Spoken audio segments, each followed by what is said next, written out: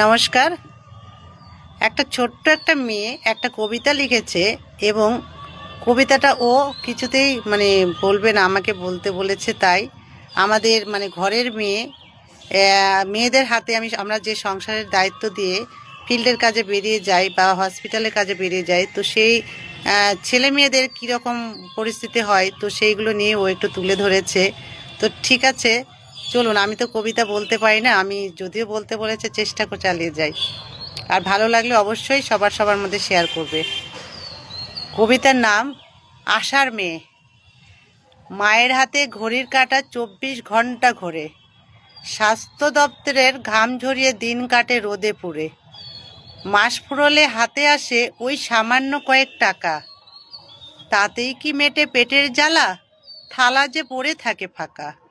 আশার মেয়ে আমি, বঞ্চনা মোর নিত্যদিনের সাথী, আমাদেরই ঘরে জ্বলে না কেন সুখের আশার বাতি। আশার কাজের চাপে মা আমার উনুন ধরানো পায় না সময়, খাবার ছেড়ে উঠে যায় সে যখন আসে ডাক জরুরি বিষয়। সংসার সামলাতে আমায় নিতে হয় সব ভার, পড়াশোনা ভুলে আমায় করতে হয় মার কাজের পাহাড়। মায়ের চাকরি বাঁচাতে আমায় নামতে হয় ওই তপ্ত মাঠে, প্রতিভা আমার ডুকরে কাঁদে, দিন যে শুধু ছাড়বেতেই কাটে। সুস্থ হলে ভয়ে আমাদের ডাক্তার ডাকার সাহস হয় না, ওষুধের দামের কাছে হার মানিয়ে সব অভাবের যাতনা। উপর মহলের হুমকি আসে, কাজ না করলে চাকরি ছাড়ো। সেই ভয়েতে মা আমার কাঁদে, আকাশটা হয় আরও কালো।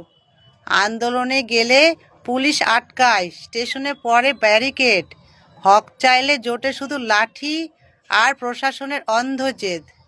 আশার সন্তান হয়ে কি আমাদের তবে দোষ ছিল এই ভবে? পেটে লাথি মেরে আর কতদিন শাসন চলবে তবে? মেধার অপমৃত্যু ঘটছে আমাদের এই কুড়ে ঘরেতে মাঝে, হাজার স্যাক্রিফাইস লেখা হয় শুধু মার চাকরির কাজে। তবুও লড়বো মোরা, হার মানব না কোনো মতে।